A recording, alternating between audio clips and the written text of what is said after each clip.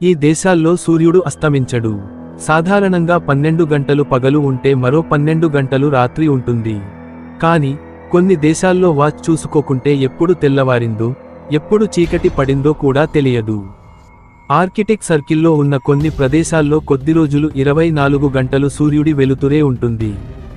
దీంతో ఈ అద్భుత దృశ్యాలను చూసేందుకు ఇతర ప్రదేశాల నుంచి పర్యాటకులు ఇక్కడకు వస్తుంటారు.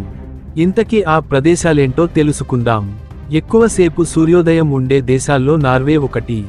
దీన్ని సూర్యుని భూమి అని కూడా పిలుస్తారు. ఇది అధిక అక్షాంశంలో ఉండటంతో ఇక్కడ ఎక్కువ రోజులు సూర్యుడు అస్తమించడు. ఇక్కడ మే నుంచి జూలై వరకు వేసవి నెలల్లో ఆర్కిటిక్ సర్కిల్ ఉత్తర ప్రాంతాల్లో 24 గంటల సూర్యరశ్మి ఉంటుంది.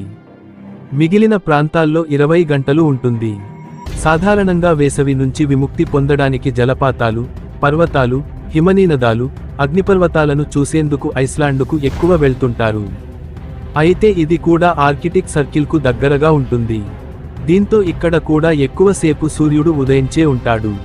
వీటితో పాటు ఫిన్లాండ్, కెనడా, స్వీడన్ దేశాల్లో సూర్యుడు ఎక్కువసేపు ఉదయించే ఉంటాడు.